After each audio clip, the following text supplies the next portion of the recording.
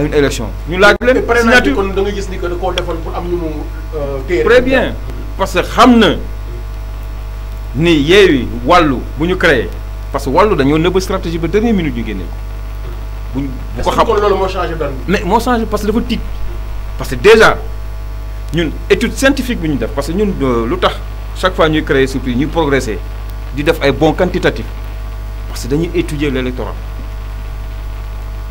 étudier les réalités sociologiques def ci jàngat def ci ay séminaires.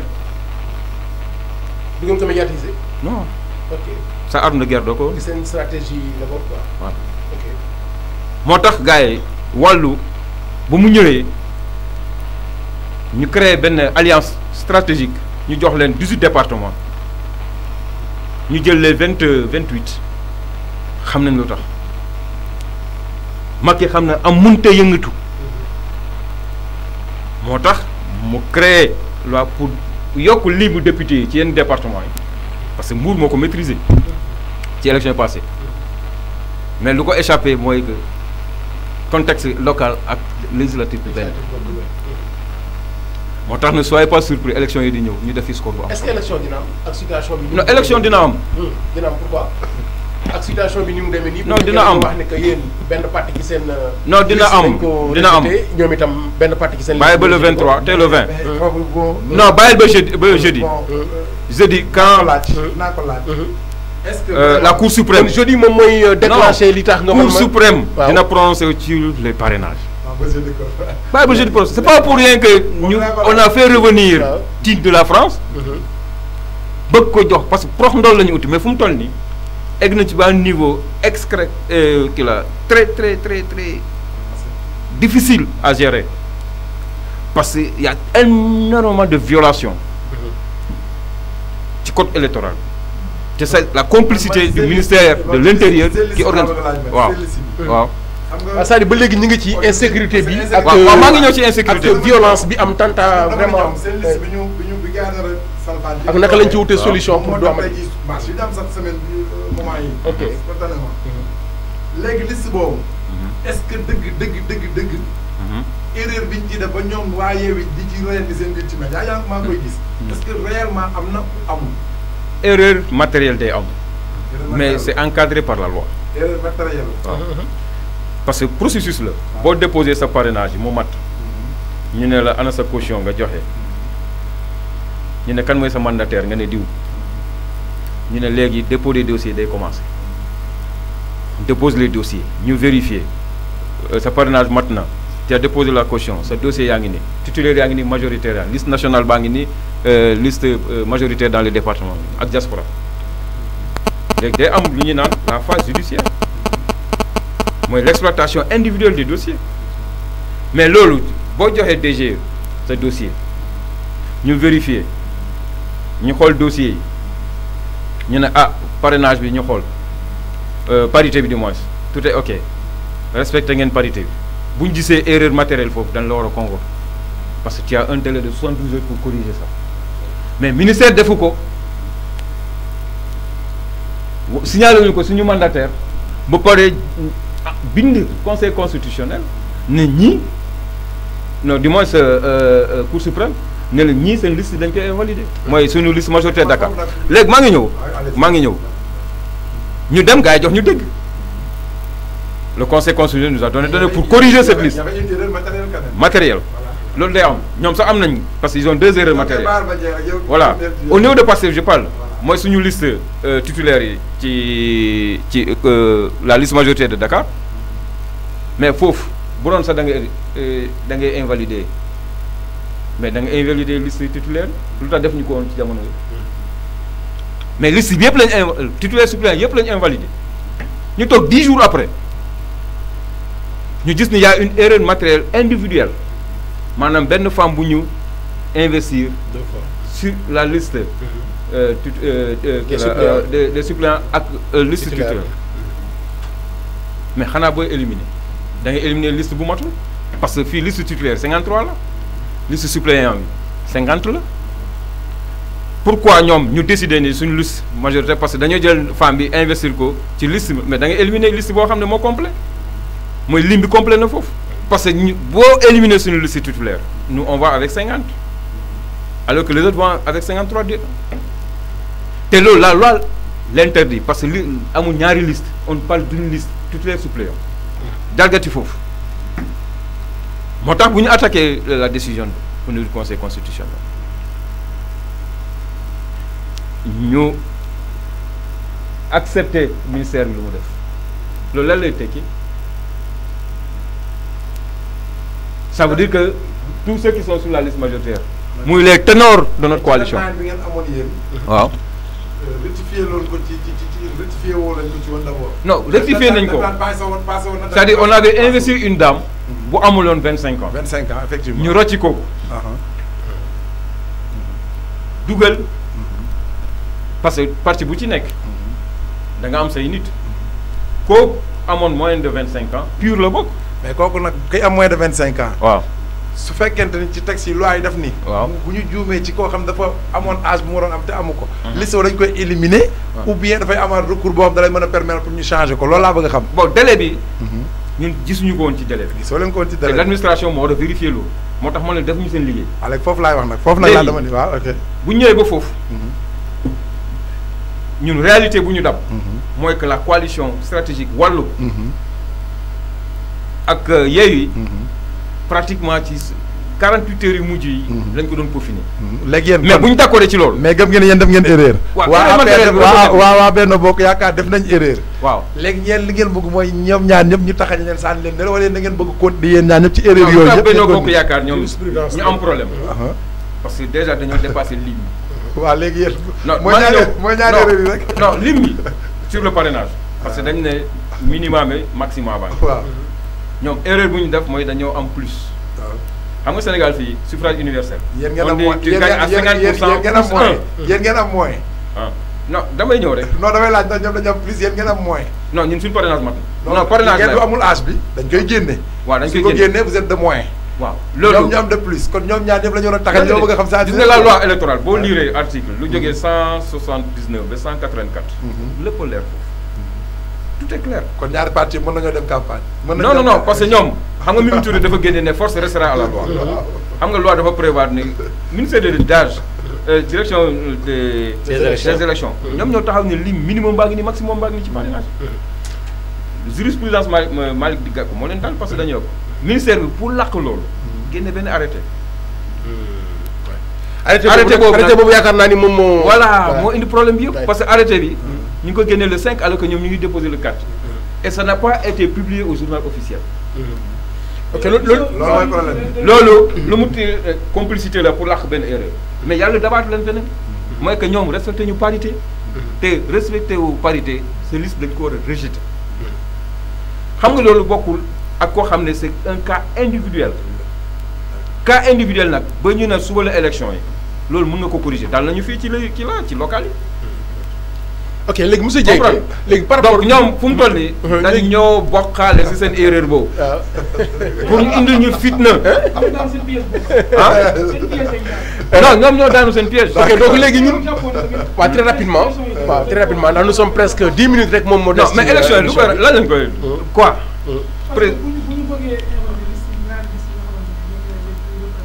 waaw. non loolu la c'est-à-dire que élection. On parle toujours de l'expression de la majorité. xam nga dem élection ñu ne 10% ñoo dem voté ji. donc c'est une catastrophe. léegi loolu tax ma laaj léegi ñu ne est-ce que élection yi dina am. fii élection dina am. élection dina am. ok. naka nga gisee position yeneen coalition yi dañuy. non mais loolu lay wax sànq c'est-à-dire koo xam ne validé na parrain laaj nañ ko caution am joxe na ko ñu nekkoon 15. ñu wàññi leen ba 8 parce que am na ñoo xam ne yenn critères remplir wuñu ko mais 8 yooyu lu tax ñu leen di bloqué lu tax même 15 yooyu sax war nañ mën na parce que élection yi passé on était 47 listes. ok mais donc 15 waaw. 15 listes mais loolu c'est la moindre tolérance. waaw ça loolu moo nañ ko war nañ ko mën a gérer. léegi loolu mën nañ ko mën a gérer. mais léegi li gën a tax mooy maanaam dañoo gis que ci situation bi dëkk bi ni mu mel. ñii di xëcc ci côté bii ñii di xëcc ci côté bii. keroog ñu gis ni que am na benn sortie boo xamante ni amoon na bu njëkk ñu ñëpp di wax ni que réussite la ñeneen ñi di wax ni que aussi xëy na peut-être bëggu ñoo gis loolu ñeneen tuddeewu ñu ko réussite ñu jàppaat beneen doxu ñaxtu par rapport ak jafe-jafe yi ñu fi wax yëpp ñu daal di leen koy bañal ba leen ko bañalee aussi li ci am mooy ay nit ñàkk nañ ci seen ay bakkan. ñu dem ba toll ci benn moment nga am benn programme bu ngeen teg boo xamante ne à partir de ce mercredi léegi bu 20h jotee rek ku yoree say kubéeru cin nga commencé koo yëngal. mu nekk benn plan d'action bu ngeen am ba war a jëm ci le 29. léegi nag li ñu intéressé ci stabilité bi ñu bëgg ci suñu dëkk. donte loi am na fi ku ci nekk am nga droit aussi la nga moom. ñu jox la ko bu la ko joxul nga mën ko ut. mais est-ce que ut ko am ko la muy toll ci bànneex ci yow boo xoolee lam prix bi bu dee ay bakkan la est-ce que dina ko jar. non loolu la c'est-à-dire qu'aujourd'hui tous les pouvoirs sont concentrés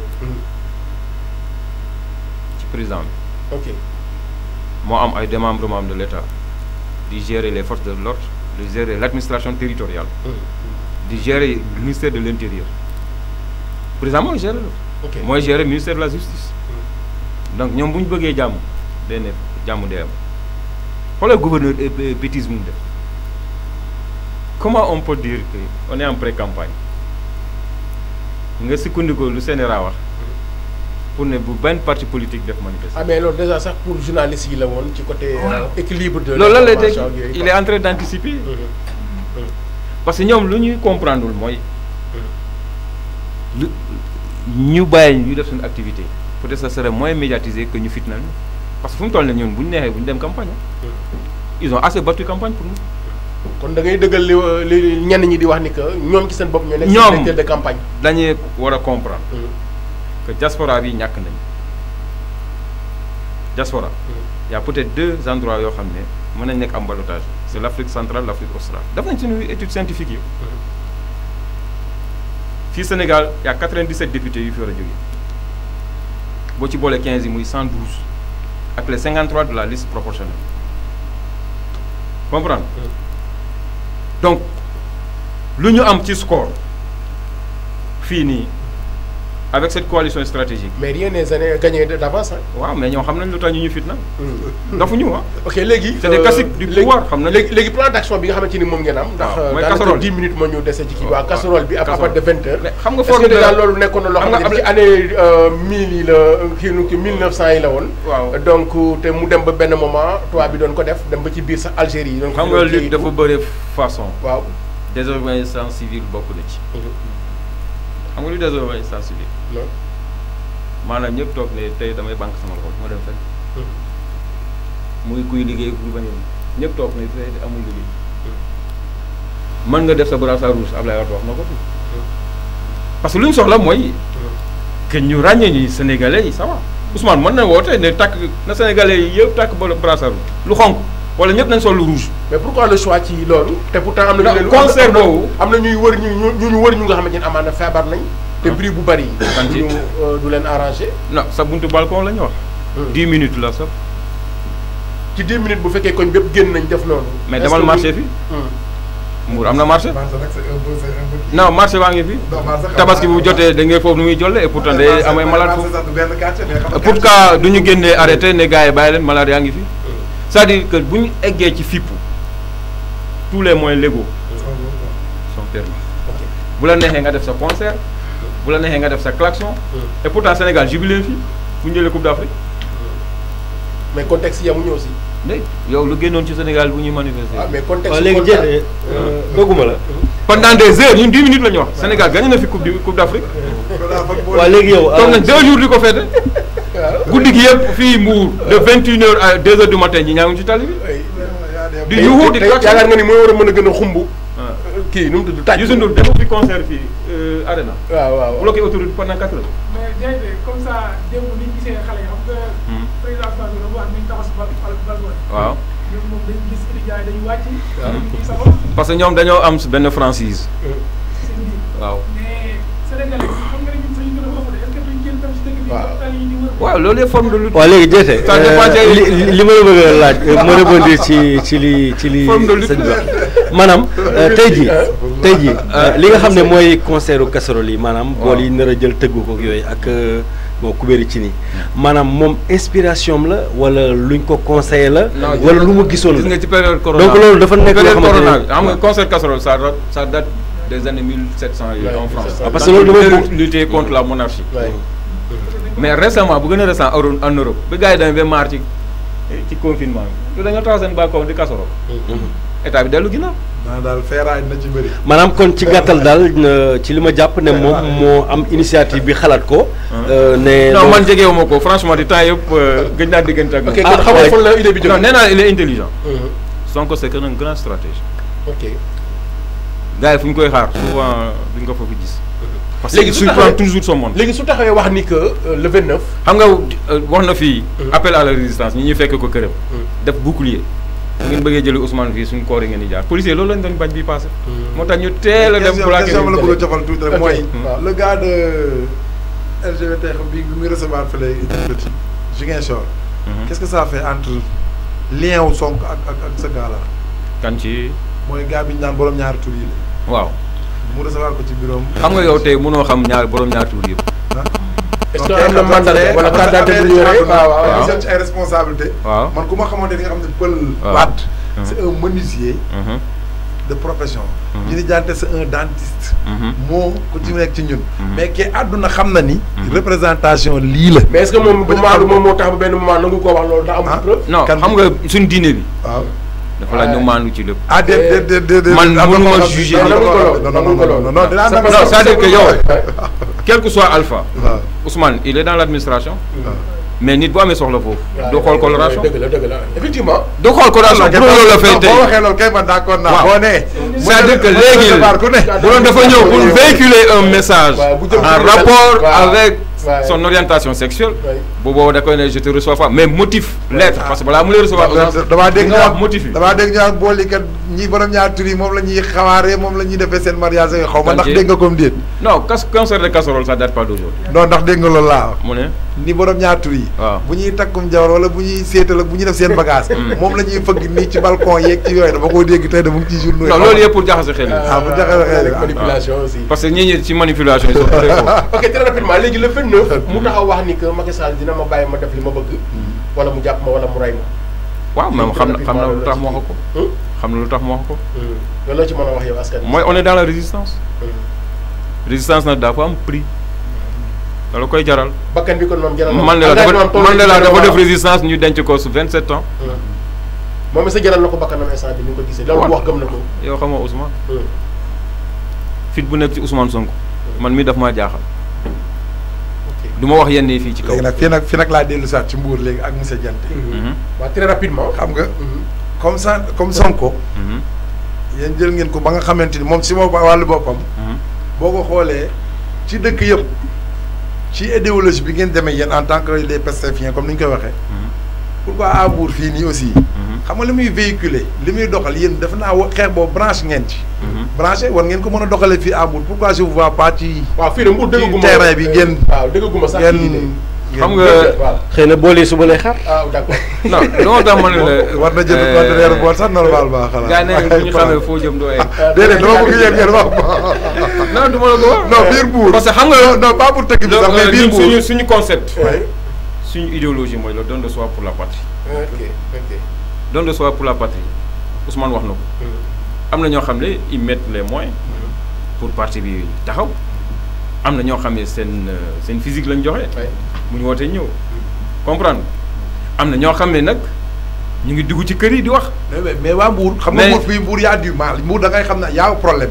fii Mbour. waaw mais j'aimerais que comme moom ni ngeen gëmee ni stratégie bi muy doxee ba àdduna di ko ñuy wax ñu koy dégg. un jante ay jante boo xamante ni tey bu toogee. ci biir Mbour la nga xamante ni doxul.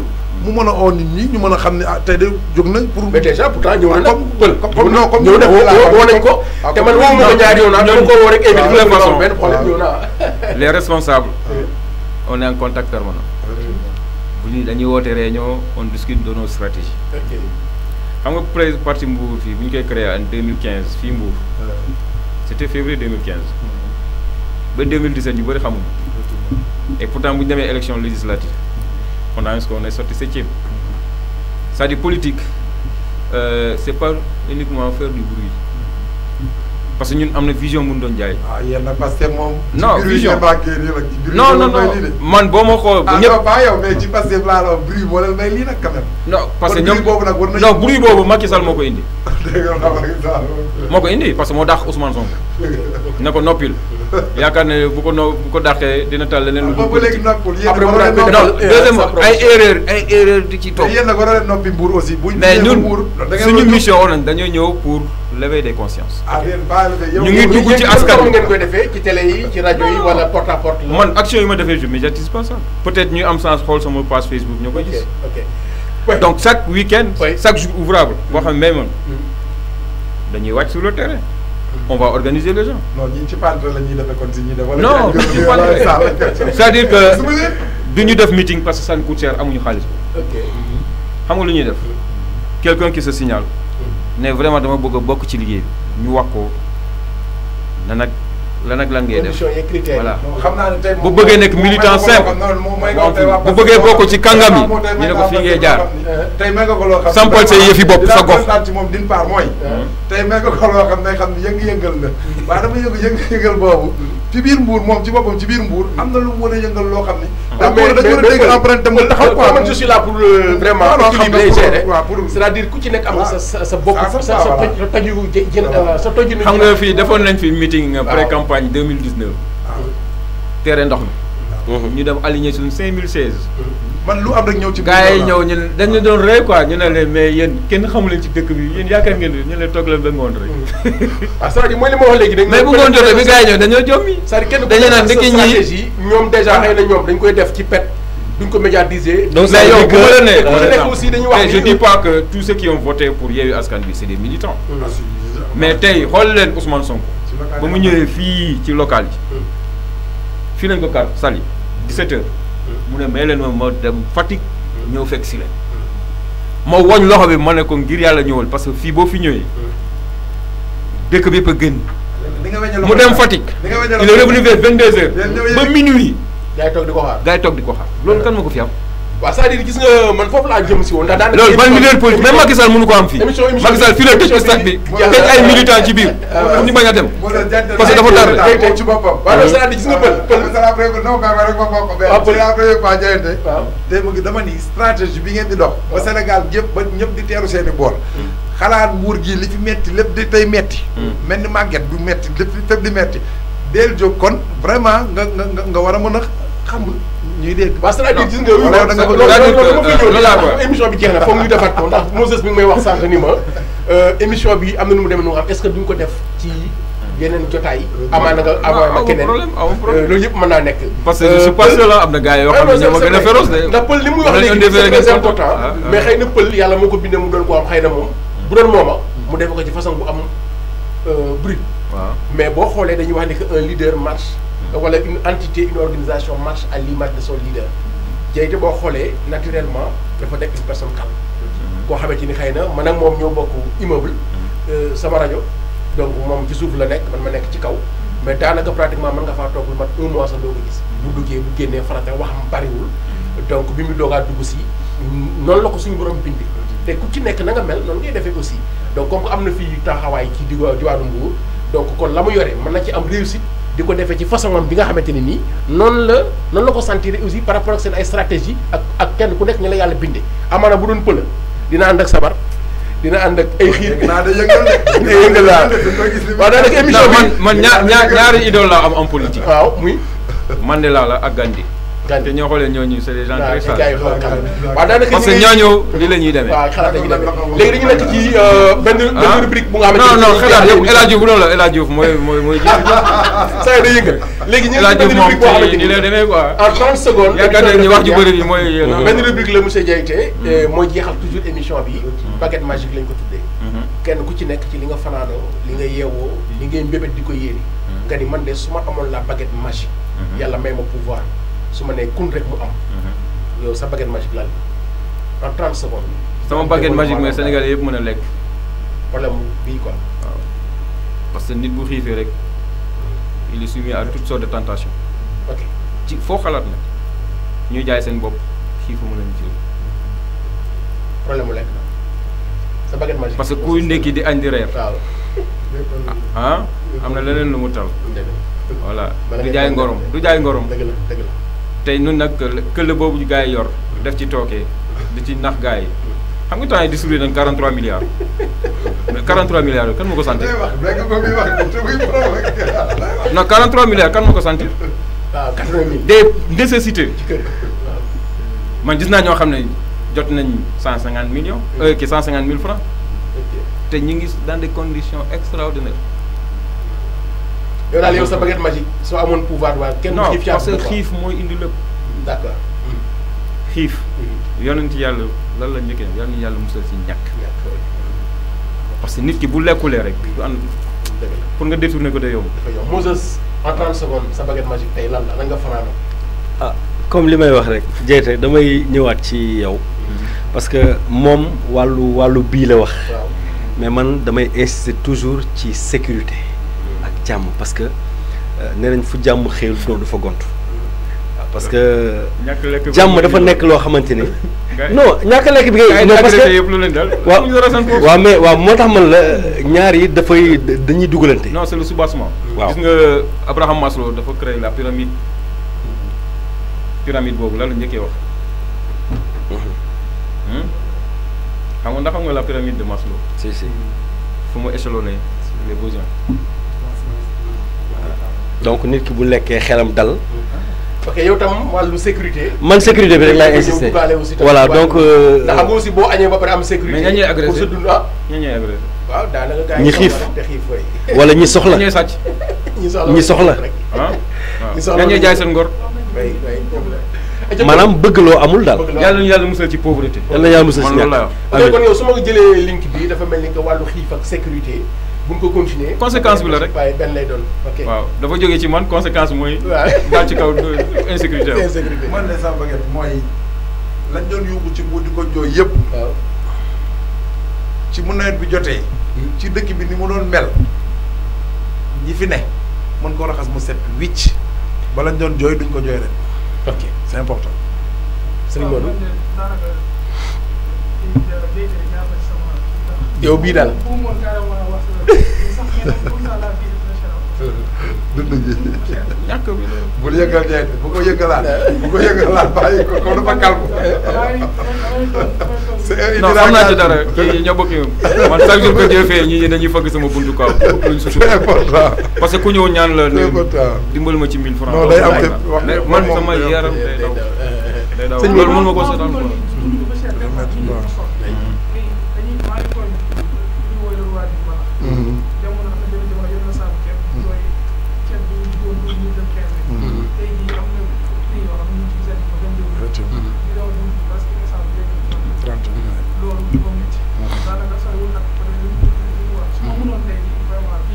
day gën a yomb quoi lekk mën a accessible ci ñëpp quoi.